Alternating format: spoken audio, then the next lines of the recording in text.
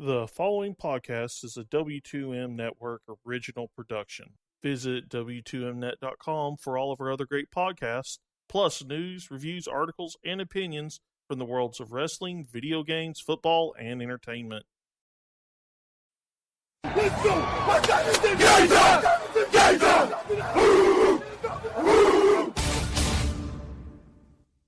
gonna be a football game tonight now. No doubt. It's gonna be a football game here. Okay. I done been here before. All right, let's go, baby. 9.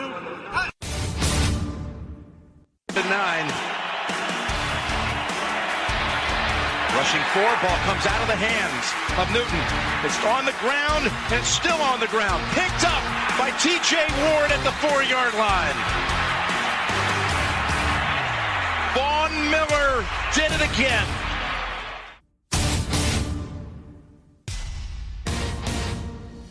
Watson, touchdown! Hunter Renfrow. Little man makes another enormous play.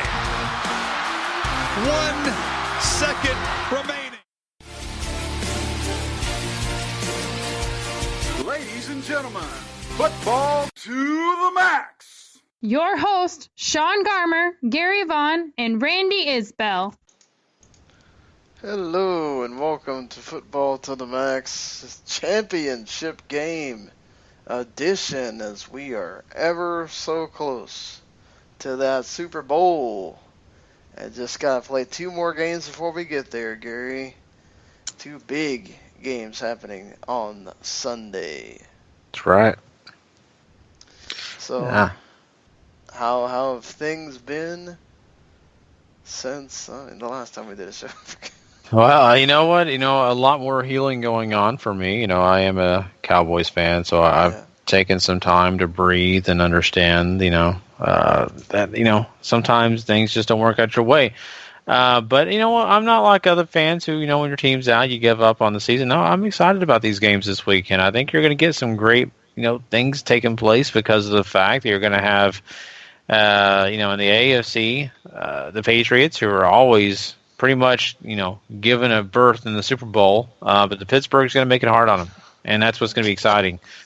Well, no, they're not saying that to be, they lost several championship games too. Well, they have, and you're right. And I'm just saying, I'm talking about fans. I'm not talking about the NFL. I'm talking about fans. Fans immediately, even us. We try to be objective and really look at the scale of things, and we always just say, really, honestly, Patriots are going to be in the Super Bowl. It's just the way it works because of how talented their coaching staff is, how talented the players they have on the field are. So, but that's what makes this game great. I mean, they could very well do what you just said, lose the championship game against the Pittsburgh Steelers, so that's a great matchup. And then you got on the other side Aaron Rodgers, who's been nothing but magic, facing off against a Atlanta team that, is an offensive juggernaut. Disney couldn't even write the movie that Aaron Rodgers has been living in so far this postseason. Exactly. So, I'm excited. I don't know about anybody else, but I'm thrilled about these 2 games, and I'm ready to get into them. Yeah, certainly. Before then, we're going to talk about some noticias, some news, some stuff that is going down, as we forgot to talk about this in the previous episode of the show. I had it on the docket, and it was late, and we just forgot. But Kyle Shanahan, most likely, pretty much, it's in the bag whenever the Falcons do end their season, whether it's on Sunday or it's Super Bowl Sunday. Kyle Shanahan gonna be the coach of the San Francisco 49ers. Very hot commodity after being such a great offensive winner for the Falcons these past few seasons. He's going to help the offense. But, who's going to be there to be the quarterback and everything? That team is such a mess, at least offensively. They kind of got some things together on the defense side.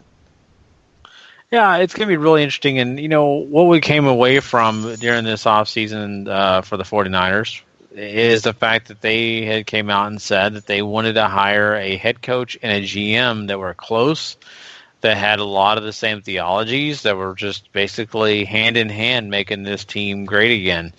And I don't know who that GM is. Now, this whole rumor and discussion and really great possibility of Kyle Shanahan being that next head coach leads me to wonder who the GM is then and who's attached to him. And maybe they wanted to kind of go against their philosophy, or maybe their philosophy is still there. They just haven't announced who the GM is going to be. So it's some really intriguing things here when it comes to that. I just look for Kyle Shanahan, though, to be a coach that's, he's definitely young. He's definitely a guy that can come in and hopefully, get a team on board with his maybe new philosophies and the things that he has planned for them. But I think that, it's going to be really interesting because he is so young, and the leadership that he has is going to be a little bit in question because of the way things have worked out with here are a couple of guys that are being in consideration right now is Vikings executive George Patton and Cardinals executive Terry McDonough. So now I've heard McDonough before. Patton, of course, has been working with Vikings GM Rick Spielman. So he has a lot of history there. Yeah. And yeah, it's going to be interesting. Like you said, those are two names that could be, very much in the mix there. And I really want to know how their off-season plan is going to come to fruition. I mean, are these GMs going to be in meetings with Kyle Shanahan to see how well they work together? Or are the 49ers just going to go snag one, bring him in, and just throw those two guys together? Because it kind of works against that philosophy completely. I don't know. I'm kind of on the waiting game just like everybody else is, but that's just a couple of questions I have as we go further into this.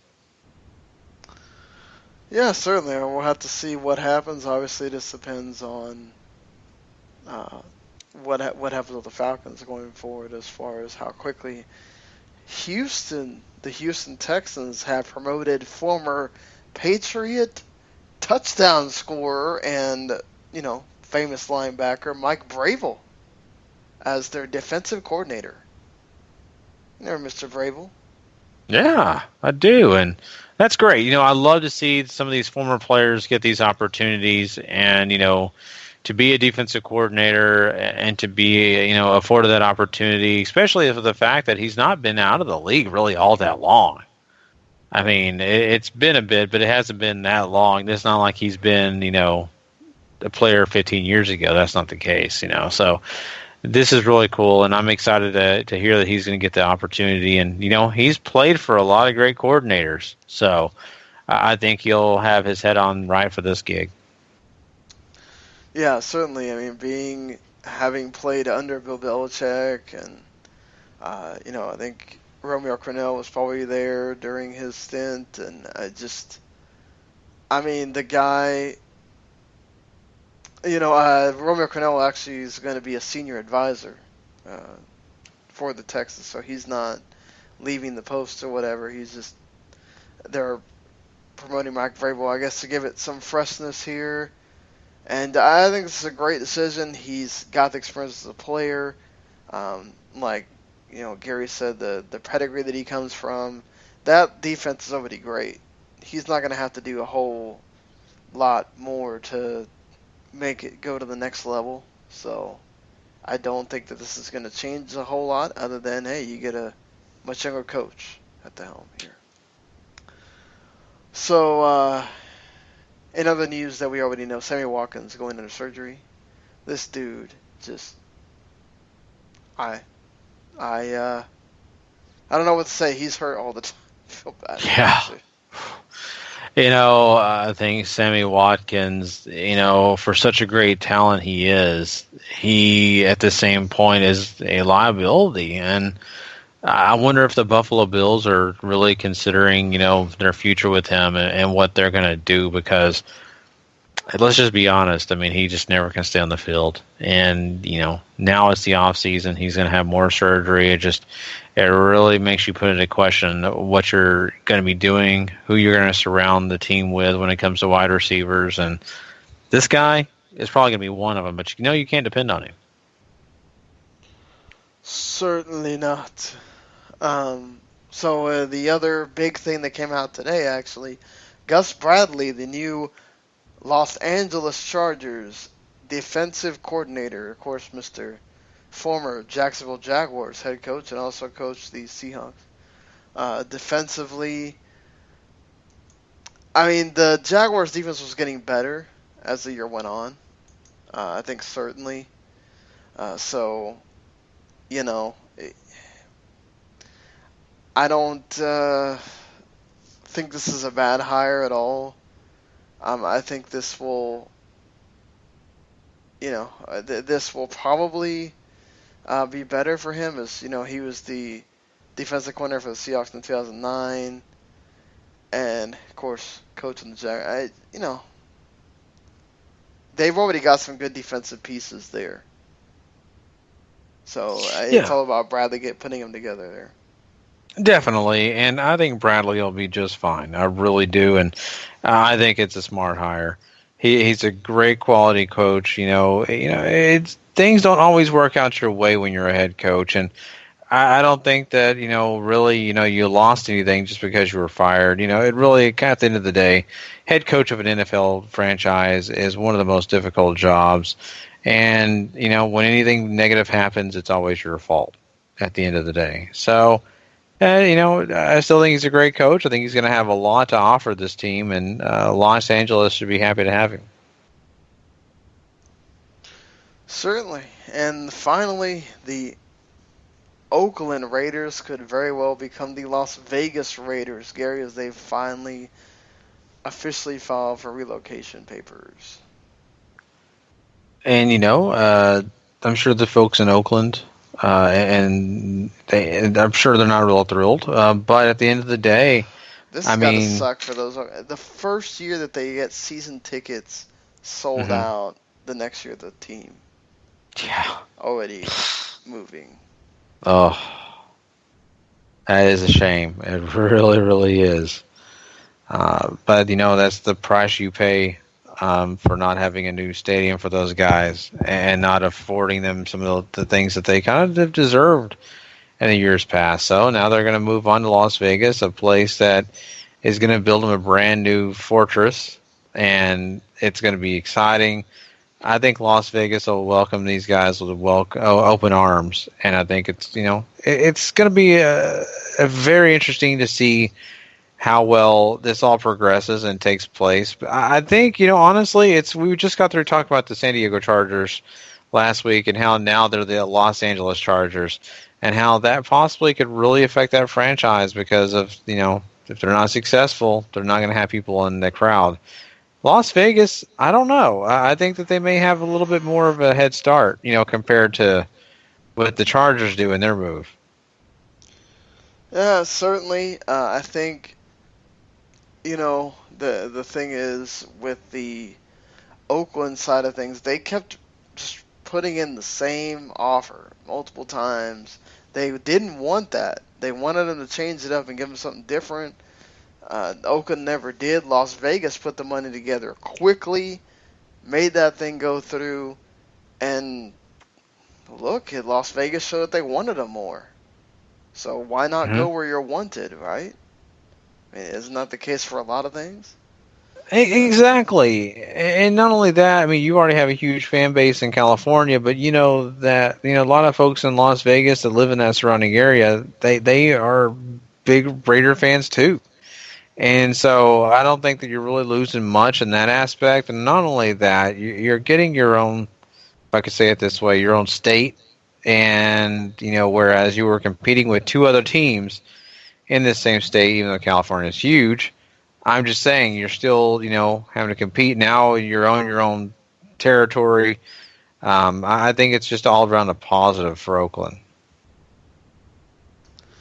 Yeah, certainly. I mean, Oakland, lost the basketball team as well. So now they went all in on the damn. No, I shouldn't say damn. They went all in on their baseball team, the Oakland A's.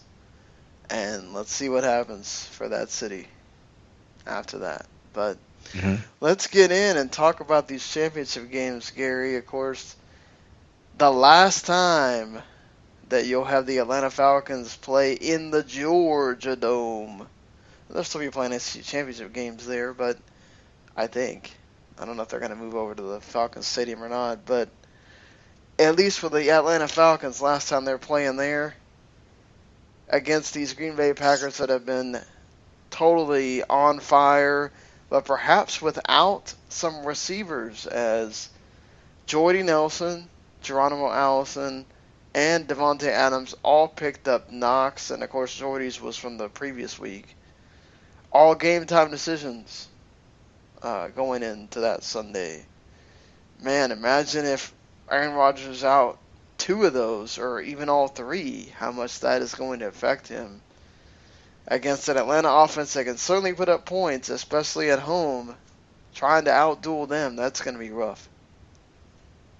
Yeah, that's the biggest key here is the fact that, Aaron Rodgers has a bunch of his weapons in a bind because, they're trying to overcome these injuries. I still question if Jordy Nelson makes it back on the field and plays in this game. I think some way, somehow, Devontae Adams and Allison will both make their way. I think Allison's got the greatest chance of playing in this game.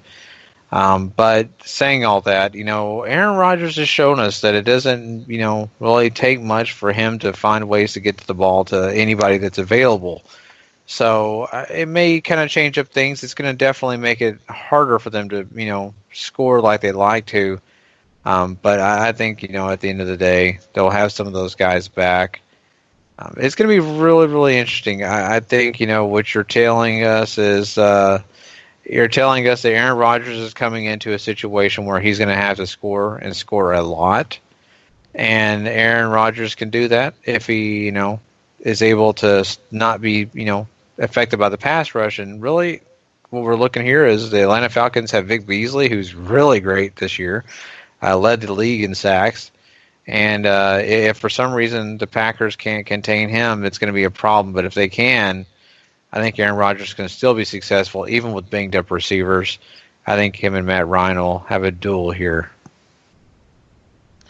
Oh, yeah, certainly. I mean, they already have one in Dallas, and I think you can expect one here in Atlanta, certainly. This is going to be a shootout. The Atlanta defense, that's the one key that the Cowboys did not have. They have a pass rusher in Vic Beasley.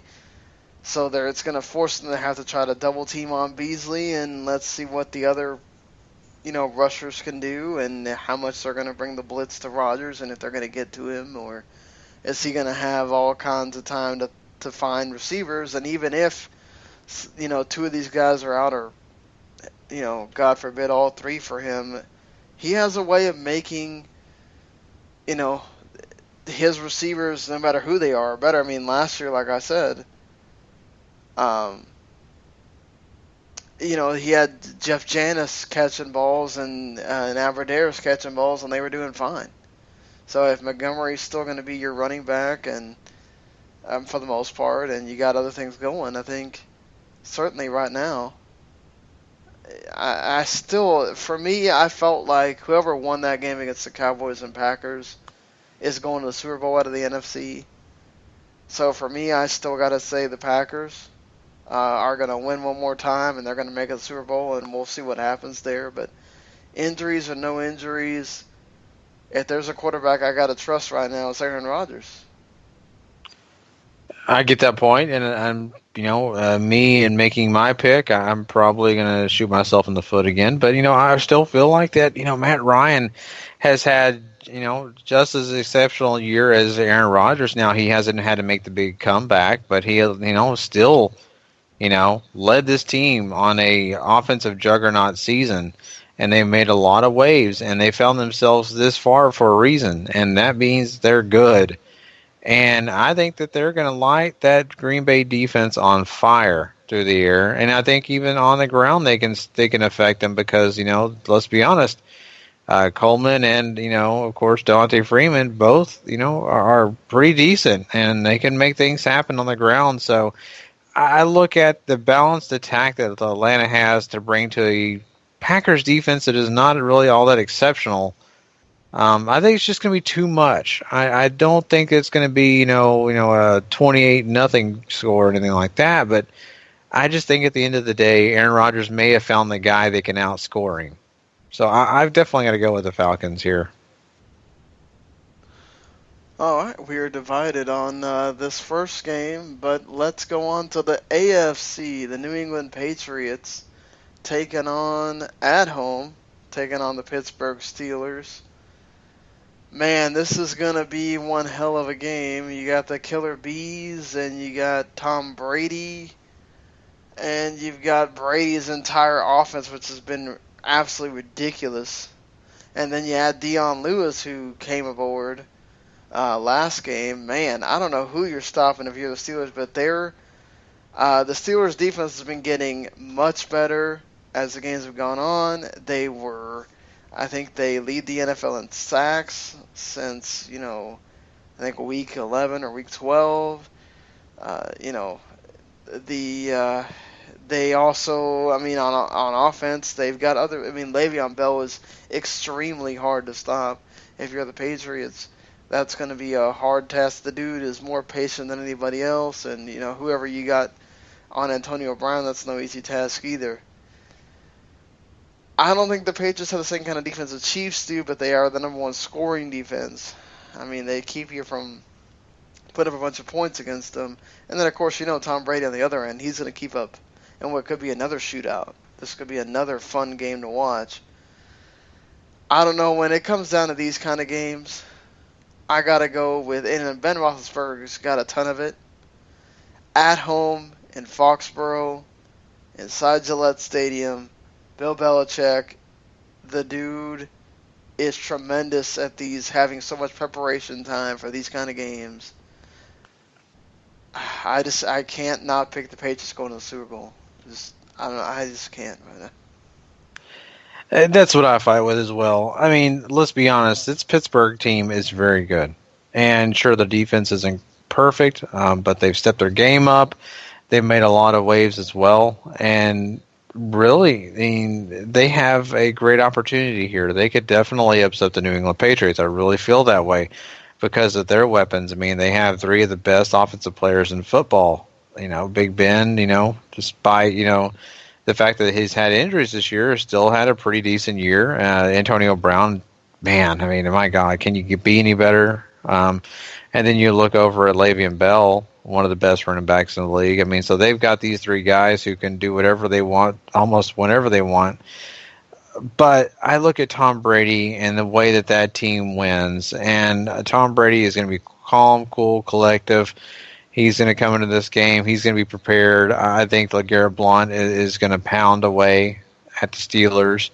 And I also look at the fact that, let's be honest, Tom Brady has new weapons. He has Floyd now. He has Dion Lewis, who's giving him a big bump. Malcolm Mitchell. The list goes on and on, even though those aren't huge names in the league. To Tom Brady, they are, and they matter. So I've got to give it to Brady as well. I'm kind of with you on that. I think that when it comes to these big games, I got to go with a guy like Tom Brady. He's been there, done that. This is not his first rodeo for sure. And then you also, got to give credit to Bill Belichick, who just, man, the guy just is so smart and can figure out ways to stop you. So, yeah, I've got a New England berth as well in the Super Bowl. Yep, so there we go. We've got the Patriots, and we were divided on the NFC. So it's either going to be the dream matchup for the league of the Packers and Patriots, or you still get what should be an very entertaining, very fun game between the Falcons and Patriots if our picks go right. And let's not be wrong. It won't be bad if the Steelers get through either. Because, again, we're talking about three of the league's premier teams in Pittsburgh, Green Bay, and New England. If either three of those get in. And, of course, Atlanta being that, the mid-major team, but still. It'd still be a great accomplishment for Matt Ryan and everything, who's probably going to be the MVP to get all the Super Bowl. It's pretty great. So that's probably going to do it here for us on this shortened version of the show. I hope you enjoy the championship games on the weekend. And we will be back here on the Tuesday morning edition to break it all down. Until then, everybody, we will see you later.